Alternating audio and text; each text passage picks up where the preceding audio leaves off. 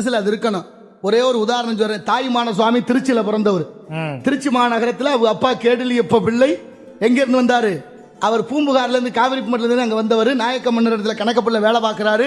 கேடலியப்ப பிள்ளை இறந்தோடனே தாய்மான சுவாமிக்கு வேலை கிடைக்குது. தாய்மான சுவாமி வேலைக்கு வந்த பிறகு நாயக்க மன்னர் இறக்குறாரு. நாயக்க மன்னர் இறந்தோடனே நாயக்க மன்னருடைய மனைவி ஆட்சிக்கு வர்றா. நாயக்க மன்னருடைய மனைவி தாயுமானவரை பார்த்து ஆசைப்படுறா. இந்த ஆசையில சிக்க கூடாது என்று எண்ணி பழக்கி தப்பிய மான் போல பொழுது விடுகிறதுக்குள்ள அப்படியே புதுக்கோட்டை தாண்டி கடற்கரை வழியா அப்படியே ராமநாதபுரம் சேதுபதி மன்னருக்கு சொந்தமான மயானக்கரையில போய் உட்கார்ந்துட்டாரு. நிஷ்டையில அவர் ஞானி.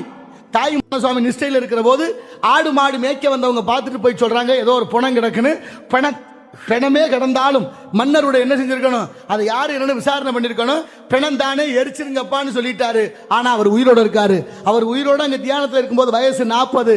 இப்ப கட்ட முட்டையெல்லாம் அடுக்கி தீ வச்ச உடனே தீ சூடுபட்டு சிதையை